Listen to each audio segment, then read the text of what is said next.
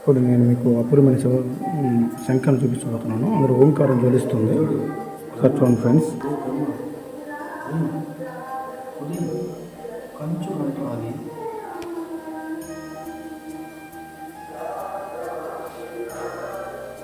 చూడండి ఫ్రెండ్స్, లోపల 3 నామాలు.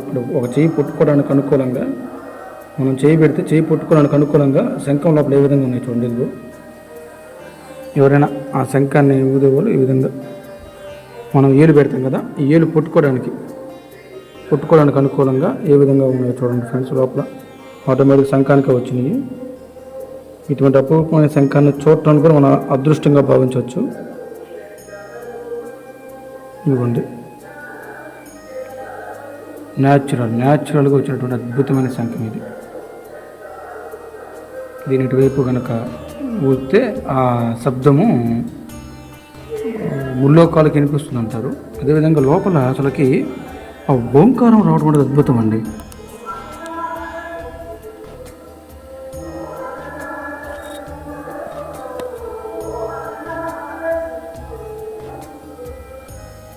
అదేవిధంగా మనం ఈ రోజున పరశురాముల వారు, సాక్షాత్ పరశురాముల వారు ప్రతిష్ఠించిన శివలింగాన్ని చూడబోతున్నాం. ఇది చూడండి ఫ్రెండ్స్, పరశురాముల వారు తన చేతులతో చెక్కిన అద్భుతమైన శివలింగాన్ని దర్శించండి. అద్భుతమైన, ఎంత అదృష్టం ఉంటే కానీ మనం ఈ కార్తీక మాసంలో ఆ లింగాన్ని మేము దర్శించలేము. ఇక్కడ పార్వతీదేవి వారు అమ్మవారి రూపంలో గెలిచినటువంటి విగ్రహాన్ని గురించి చూడండి ఫ్రెండ్స్. జగం మాత అయినటువంటి పార్వతీదేవిని దర్శించండి.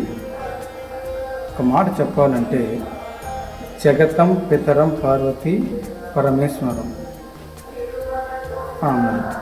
జగత్తు మొత్తానికి వెళ్ళేటటువంటి పరమశివుని యొక్క విగ్రహాన్ని ఎంతో పవిత్రంగా పరశురాముల వారు తన స్వహస్తాలు చెక్కినటువంటి ఈ యొక్క క్షేత్రాన్ని కూడా ప్రతి ఒక్కరు దర్శించాలి. చూడండి ఫ్రెండ్స్, గంట కూడా ఎంత అద్భుతం. గంటని మనం కొడుతుంటే ఓంకారం ప్రజ్వలిస్తుంది. చూడండి ఫ్రెండ్స్,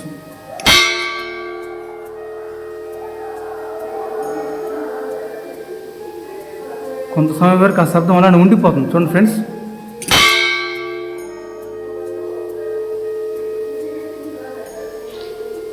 ఇంత అద్భుతమైన క్షేత్రాన్ని దర్శించాలంటే మనం ఎన్నో జన్మల పొందుకున్నాం. ఇప్పుడుది కాదు ఈ క్షేత్రం. పరశురాముడు ప్రతిష్ఠించినటువంటి శివలింగం అంటే మీరు అర్థం చేసుకోవచ్చు. బహుశా దక్షిణ భారతదేశంలో అది పవిత్రమైన లింగాల్లో ఇది కూడా ఒకటిగా చెప్పుకోవచ్చు. అదే ఈ క్షేత్రానికి దక్షిణ వైపున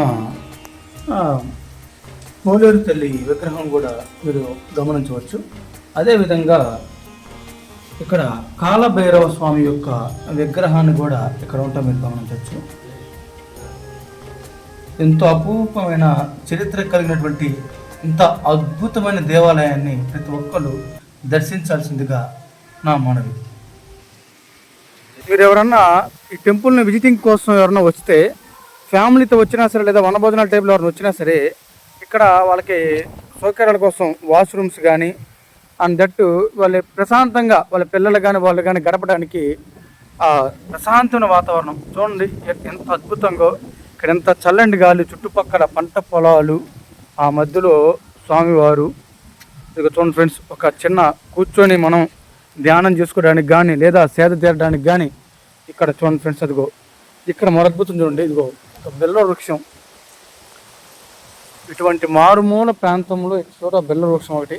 బెల్ల వృక్షం కింద స్వామివారి యొక్క ప్రతిమను కూడా వీళ్ళు ఏర్పాటు చేయడం జరిగింది. నాకైతే ఈ వాతావరణాన్ని ఇక్కడి నుంచి వెళ్ళాలి అనే ఆలోచన కూడా నాకు రావట్లేదు. అంత అద్భుతంగా ఇక్కడ వాతావరణం కూడా ఉంది. ఎస్పెషల్లీ ఈ గుడి వెనుక వైపు ఉన్నటువంటి మర్రి చెట్టు కూడా చూడండి ఫ్రెండ్స్, ఎంత ఈనాటిది కాదు ఈ మర్రి చెట్టు. బహుశా ఈ చెట్టు కింద ఎందరో ముళ్ళు తపస్సు చేసుకున్నారేమో అన్న భావన కూడా నాకు కలుగుతుంది. ఒకసారి చూడండి ఫ్రెండ్స్, ఈ మర్రి చెట్టు. సో చిల్డ్రన్స్ కానీ లేదా ఏదైనా ధ్యానం చేసుకునే యోగులు కానీ లేదా ఎవరన్నా మనశ్శాంతిగా ఉండటానికి ఏదైనా గుడికి వెళ్ళాలి అనే ఆలోచన వచ్చినప్పుడు కూడా ఇదిగోండి ఇలాంటి ప్రదేశాన్ని ఎంత అద్భుతంగా ప్రశాంతంగా అసలు ప్రకృతి ఒడిలో మనం ఉన్నట్లుగా ఉంచే ఈ యొక్క దేవాలయాన్ని సందర్శించి మనం ఈ రోజు మనం చేసే పనుల్లో ఎంతో కొంత కలుషితాన్ని మనం గాలి రూపంలో మనం పీల్చుకుంటున్నాం. అటువంటి కలుషితాన్ని మనం ఇక్కడి నుంచి ఆ కలుషితమైన వాతావరణం నుంచి మన శరీరానికి కూడా కనీసం సంవత్సరానికి 1 లేక 2 మార్లు ప్రశాంతమైన పరిశుద్ధమైన గాలి మన శరీరంలోకి పోవాలంటే ఇటువంటి ప్రదేశాన్ని మనం ఖచ్చితంగా విజిట్ చేయాలి. చూడండి ఫ్రెండ్స్, ఎంత అద్భుతంగా ఉంది టెంపుల్. ఇంత అద్భుతమైన ప్రదేశాన్ని మనం సందర్శించాలని మనస్ఫూర్తిగా కోరుకుంటూ మీ అందరికీ శ్రీ పరశురాముడు ప్రతిష్ఠించిన స్వామివారి అయినటువంటి శివుని యొక్క అనుగ్రహం ప్రతి ఒక్కరికి ఉండాలని కోరుకుంటూ ఓం నమః శివాయ.